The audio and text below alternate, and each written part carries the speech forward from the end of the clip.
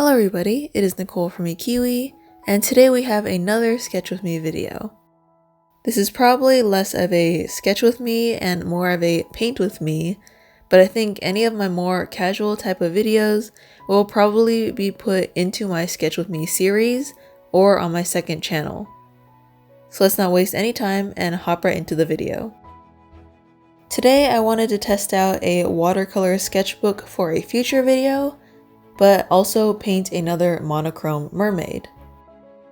I'm not sure if anybody remembers, but about 2 years ago, I made one video called Monochrome Mermaids with the intention of making it a series. Of course, if you couldn't tell already, I haven't added any videos to that series since the first one went up. I originally created the series to try and practice adding contrast into my art. I remember back when I first started my channel, one of the biggest criticisms that I would receive on my art was that it lacked contrast and depth. So to combat that, I ended up creating monochrome mermaids to practice painting using one color and to force myself into adding contrast, or else if I didn't, then it would cause the image to look flat. I think it also helps to use only one color for several reasons. Because we're only using one color, I know what my darkest and lightest shades are. Adding contrast definitely feels easier when you're working in a monochrome color scheme. If you want to practice adding contrast to your art, I suggest doing a monochrome color scheme or a grayscale one. I've always been told that before you add color to a piece, color it in grayscale so you have a sense of the lighting and the contrast. Then, when you've established that, you can add colors in the same range. Another reason why I like using one color is that it actually helps me with my watercolor skills. I did a mini tutorial on this, but using one color helps me with my water control and transparency. Because we're only using one color, I'm pretty much forced to use the entire range of the paint to make my piece have contrast and depth. You could extend the range by adding black and white, but I wanted to limit myself to a singular color. I didn't really have a planned color when I started painting. How I choose a color scheme might be kind of silly, but I end up looking at my YouTube channel and I see what colors that I haven't used recently. I notice a lot of my art tends to involve blue, and I'm not really sure why, but today I decided to go for green. This is a color I normally don't reach for, but I thought it would give this mermaid a more mischievous look like I wanted her to appear. I used Arteza's watercolor tube in sap green for this mermaid. I recently rediscovered these watercolors because of another project that I'm filming for my second channel.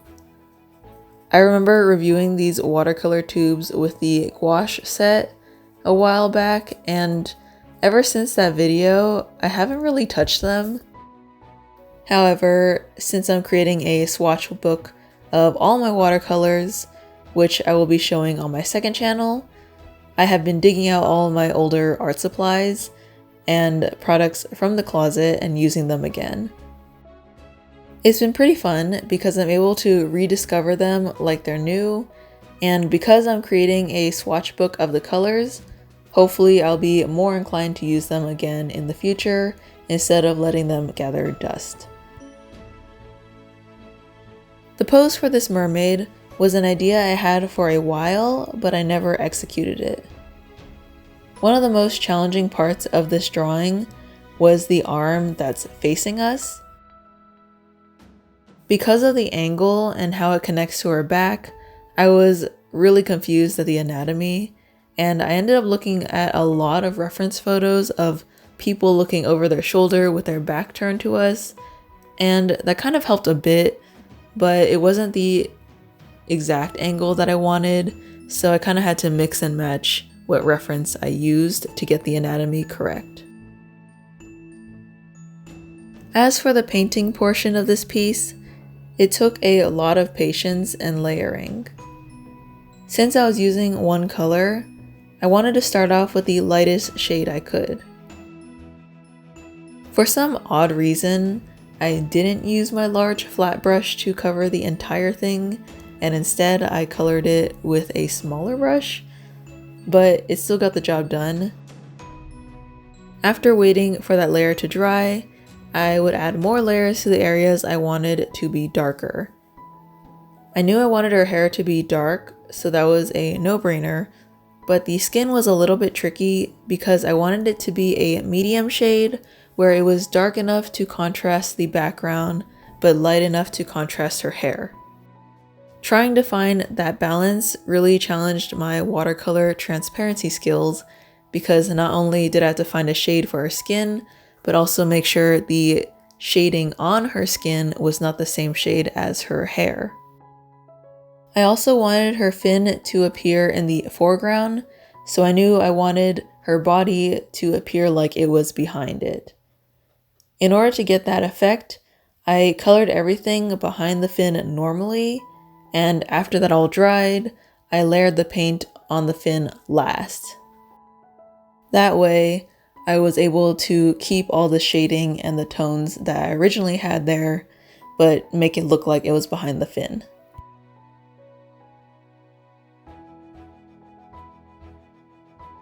Something I didn't mention before was the use of the washi tape. I normally use masking tape to get clean edges on my art, but I noticed that it tears a lot when I remove it from the paper and the edges don't turn out clean because it tears the paper. I was watching another artist on YouTube and they used washi tape, so I thought that I would try it out. Normally I wouldn't use it because I think that it's a waste of washi tape, but there are some washi tape patterns that I own that I knew I wasn't going to use, so I tried it on my drawing.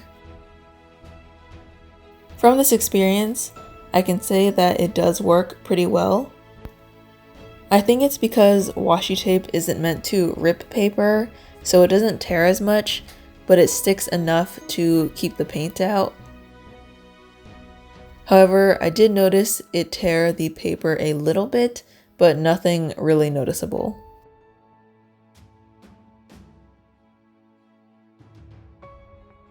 At the end, I used 2 color pencils to outline her.